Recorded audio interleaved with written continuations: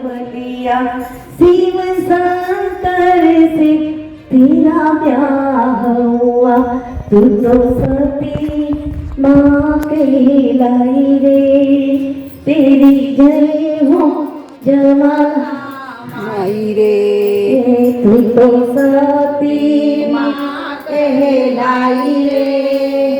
खबर गुजरात से है, जहां आनंद गरबा का आयोजन किया गया। आपको बता दें, वल्लभ भट्ट स्वयं आनंद गरबा के बहुचर मनुरूप हैं। जब वल्लभ भट्ट पढ़ाई करने में सक्षम नहीं थे तो गुरुजी ने उन्हें कमरे के अंदर बैठाया और ओम लीम चिम चामुंडा का जाप किया। जब वल्लभ भट्ट 13 वर्ष के थे तब इस मंत्र का प्रयोग किया गया था।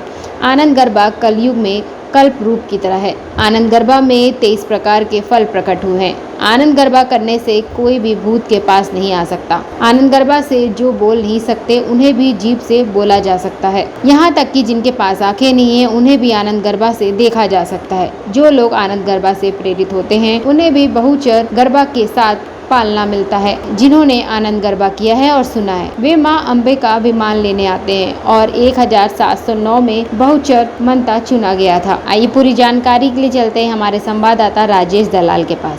बेन, તમે દાતા ગામમાં આવ્યા છે તો શા માટે આવ્યા છો?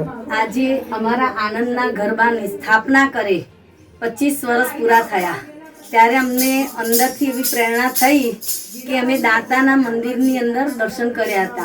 ત્યારે તેમના મંદિરના પૂજારી અમને સમજાવ્યું કે જે રણો માતાજીને ખેડબ્રહ્માથી લેવા ગયો હતો એ માતાજીની જ્યોત અહીંયા આ મંદિરમાં બિરાજી છે ને આ માતાજી પણ જેમ અંબાજીનું સત છે એટલું જ અહીંયા આ મંદિરનું સત છે।